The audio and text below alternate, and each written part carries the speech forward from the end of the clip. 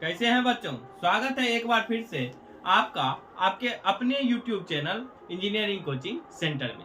हम लोग देख रहे थे कक्षा 10 का संस्कृत, जिसका दूसरा पार्ट था कौन सा, हमारा पाटलिपुत्र वैभवम। तो चलिए आज देखेंगे इसका दूसरा और अंतिम भाग। तो शुरू किया जाए। कह रहा है कि कुछ प्राचीन संस्कृत ग्रंथ हो, यानी कि जो प्राचीन संस्कृत ग्रंथ थे या फिर पुराण थे, आदि में पाटलिपुत्र का दूसरा नाम क्या था, पुष्पपुर या फिर कुसुमपुर। कुसुमपुर भी प्राप्त होता है। यानी कि कुछ प्राचीन जो ग्रंथ थे या पुराण आदि थे, उसमें पटना का एक अलग ही नाम था। और कौन कौन सा नाम था बच्चों? पुष्पपुर या फिर कुसुमपुर नाम भी था। इससे ज्ञात होता है कि इस नगर के समीप, यानी कि पटना के आसपास इस नगर के समीप क्या था, फूलों का उत्पादन अधिक होता था। यानी कि फूलों का उत्पादन अधिक होने के कारण क्या किया गया कि पटना का नाम क्या रख दिया गया था, पुष्पपुर, या जो कुसुम फूल होता है उसके कारण क्या रख दिया गया था, कुसुमपुर। पुष्प माने क्या होता है, संस्कृत शब्द है। संस्कृत शब्द पुष्प का मतलब ही होता है क्या बच्चों, फूल। तो इसी कारण से इनका क्या, फूलों के ज्यादा उत्पादन के कारण पटना का ही नाम पुष्पपुर या फिर कुसुमपुर रख दिया गया था। ऐसा कहां से प्राप्त हुआ? कुछ प्राचीन संस्कृत ग्रंथों पुराण आदि से ऐसा ज्ञात होता है। तो चलिए आगे देखते हैं। करा पाटलिपुत्र यह शब्द भी पाटल, पाटल का मतलब होता है गुलाब का फूल। पाटल पुष्पों की पंखुड़ियों से, जो पुष्प होता है उसके पंखुड़ियों का आश्रय लेकर प्रचलित हुआ। यानी कि पाटलिपुत्र का जो शब्द है वो कहां से आया? पाटल। पाटल पुष्प की पंखुड़ियों का आश्रय लेकर ये क्या रहा हुआ, प्रचलित हुआ। कौन सा नाम? पाटलिपुत्र नाम। ये कैसे आया? पाटल नाम से आया। और पाटल का अर्थ क्या होता है? गुलाब का फूल। आगे कह रहा है कि शरद काल, कौन से काल में बच्चों शरद क्या होता है? ये अभी जो ठंडा का मौसम चल रहा है, दिसंबर जनवरी का जो काल होता है, यानी कि जो ठंडा का मौसम है, इसमें क्या करा, इस नगर में कौन सा महोत्सव मनाया जाता था? कौमुदी महोत्सव। यानी कि पाटलिपुत्र में शरद काल में कौमुदी महोत्सव नामक महान समारोह गुप्त वंश के शासन काल में अत्यंत प्रचलित हुआ। यानी पटना जो है, हमारी पाटलिपुत्र है, उसमें कौमुदी महोत्सव मनाया जाता था। कौन से काल में? तो शरद काल में। किसके वंश में या किसके काल में? तो गुप्त वंश या गुप्त वंश काल में क्या किया जाता था? कौमुदी महोत्सव नामक उत्सव मनाया जाता था शरद ऋतु में। वहां सभी लोग आनंद मग्न होते थे। जो कौमुदी महोत्सव मनाया जाता था तो सभी लोग, जैसे हम लोग अभी दशहरा मनाते या दीपावली या कोई भी पर्व मनाते, तो हम लोग कितना अच्छा लगता है, कितना आनंद आता है।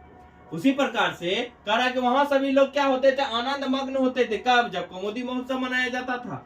आजकल दुर्गा पूजा उसी प्रकार का एक क्या है, समारोह के रूप में देखा जाता है। जैसे अभी हम लोग दुर्गा पूजा एक समारोह के रूप में देखते हैं, हम लोग सब सपरिवार जाके पूजा पाठ करते हैं, मेला घूमते हैं। इसी प्रकार प्राचीन समय में क्या मनाया जाता था बच्चों? कौमुदी महोत्सव मनाया जाता था। आगे चलते हैं। समारोह के रूप में देखा जाता है। परिवर्तित समय, यानी कि अभी तक हम लोग समझ गए कौमुदी महोत्सव के बारे में, जैसे अभी दुर्गा पूजा। आगे चलते हैं। कह रहा परिवर्तित समय के कारण मध्यकाल में पाटलिपुत्र लगभग 1000 वर्ष, कितने वर्षों तक? 1000 वर्षों पर्यंत इसका विकास रुक गया। यानी कि जब समय के साथ क्या हुआ, जब परिवर्तन आया तो पटना का विकास एकदम ही से रुक गया। कितने सालों तक? 1000 साल तक पटना का, पाटलिपुत्र का जो कोई विकास ही नहीं हुआ। 1000 वर्ष पर्यंत इसका विकास रुक गया था। इसका संकेत अनेक साहित्य ग्रंथों में, जैसे कि मुद्रा राक्षस आदि ग्रंथों में मिलते हैं। यानी कि इस बात का जो संकेत है कि पटना का विकास एकदम से पाटलिपुत्र का रुक गया था, ये कहाँ मिलता है? अनेक साहित्य ग्रंथों में। जैसे मुद्रा राक्षस एक एग्जाम्पल भी दिया है कि कौन से ग्रंथ? मुद्रा राक्षस नामक ग्रंथ में भी इसका जिक्र मिलता है।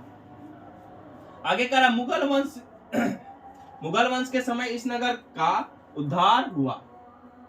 यानी कि फिर से इस नगर की जो व्यवस्था है, फिर से व्यवस्था जो है पटरी पर आई। कब से? मुगल वंश के काल से इस नगर का उद्धार हुआ। और अंग्रेजी शासन काल, यानी कि जब अंग्रेजों का शासन काल चल रहा था, तो पाटलिपुत्र का शीघ्र विकास हुआ।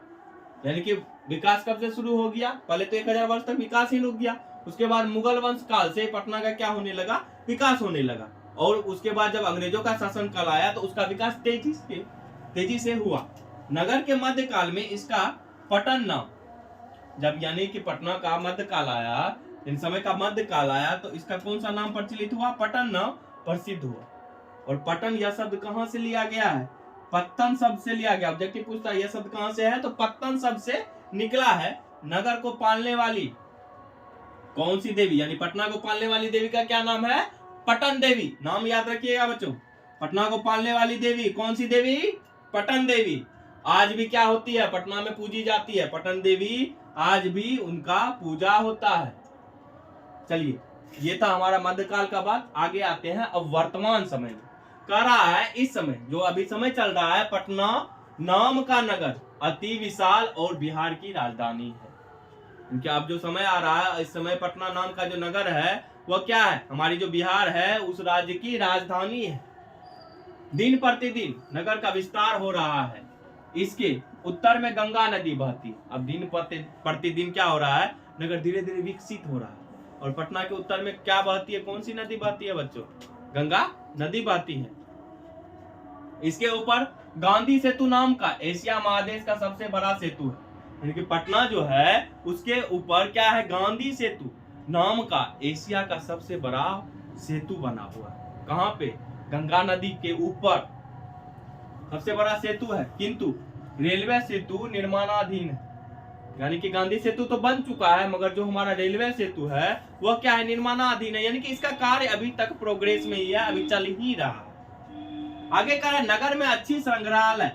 नगर में क्या है? एक अच्छा संग्रहालय है, उच्च न्यायालय यानी कि हाईकोर्ट भी है। आगे क्या है? सचिवालय है, गोलघर है, तारामंडल है, जैविक उद्यान, मौर्यकालीन अवशेष यानी कि मौर्य के काल में जो अवशेष सब रह गए थे वह सब, और क्या है? महावीर मंदिर, जो कि आपको कहां पे स्थित मिलेगा? महावीर मंदिर कहां पे है? जैसे ही आप पटना जंक्शन पे उतरिएगा ना, बगल में ही मंदिर है। आप आराम से भगवान महावीर यानी हनुमान जी का दर्शन कीजिए और नैवेद्य प्रसाद के रूप में ग्रहण कीजिए। तो महावीर मंदिर दर्शनीय है। यानी कि इन सब का आप अगर पटना गए हैं तो इन सब का दर्शन जरूर कीजिए। क्या सब का? संग्रहालय का, हाईकोर्ट का, सचिवालय का, गोलघर का, तारामंडल का, जैविक उद्यान, मौर्यकालीन अवशेष, महावीर मंदिर, ये सारे चीज क्या है? दर्शन योग्य हैं। अगर आप पटना कभी आपको मौका मिले जाने का तो जरूर ये सब चीजें घूमिएगा। आगे करा प्राचीन पटना नगर में सिख संप्रदाय, जो सिख लोग होते हैं उन संप्रदाय के द्वारा पूजनीय स्थल क्या है? दसम गुरु गोविंद सिंह। ये गुरु गोविंद सिंह है सिखों के 10वें। दसम का मतलब क्या होता है? अर्थ क्या होता है? 10वां। दसम गुरु गोविंद सिंह का जन्म स्थान गुरुद्वारा के नाम से प्रसिद्ध है। यानी कि 10वें गुरु जो थे गुरु गोविंद सिंह, उनका नाम गोविंद सिंह का जन्म स्थान गुरुद्वारा के नाम से प्रसिद्ध है। यानी कि जो हम लोग सिख संप्रदाय की बात करते हैं, सिख संप्रदाय के जो 10वें गुरु हैं गुरु गोविंद सिंह, उनका जन्म स्थान कहाँ है बच्चों? पटना। और वह किस नाम से प्रसिद्ध है? तो वह गुरुद्वारा के नाम से प्रसिद्ध है। तो समझ में आया कि सिख संप्रदाय के जो 10वें गुरु हैं गुरु गोविंद सिंह, उनका जन्म स्थान कहाँ है? पटना। और किस नाम से वह प्रसिद्ध है? गुरुद्वारा के नाम से वह प्रसिद्ध है। यहाँ देश के तीर्थ यात्री यानी कि जितने भी यात्रीगण हैं देश विदेश के, जो सिख के 10वें गुरु का जन्म स्थान कहाँ है? पटना है। तो वह जहां भी सिख लोग होंगे वह उनके जन्मदिन पे कहाँ आएंगे? पटना तो जरूर आएंगे। तो उनके दर्शन के लिए क्या होंगे? आते ही हैं। इस तरह पाटलिपुत्र प्राचीन काल से अब तक विभिन्न क्षेत्रों में वैभव यानी कि गरिमा जो है वह धारण करता है। यानी कि हर काल में पाटलिपुत्र का अलग अलग कारणों से अपना क्या है? एक वैभव है, एक नाम है जो बहुत ही प्रचलित है। आगे करा उन सबों को संकलित रूप से संग्रहालय जाकर देख सकते हैं। यानी कि इन सब जो यादगार पल हैं, जो मौर्यकालीन अवशेष है, वह सब कहाँ मिलेंगे?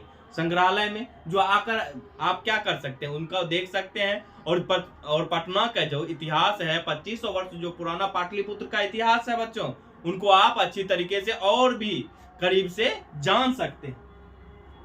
पर्यटन मानचित्र में यह नगर क्या है? महत्वपूर्ण है। यानी कि घूमने के लिए पटना क्या है? यह जो नगर है वह क्या है? बहुत ही महत्वपूर्ण है। तो ये था हमारा पाटलिपुत्र वैभवम का हिंदी अर्थ। उम्मीद करते हैं आप लोगों को हिंदी अर्थ पसंद आया होगा। तो इसी तरीके से और सारी वीडियो देखने के लिए हमारे चैनल इंजीनियरिंग कोचिंग सेंटर के साथ बने रहे। धन्यवाद।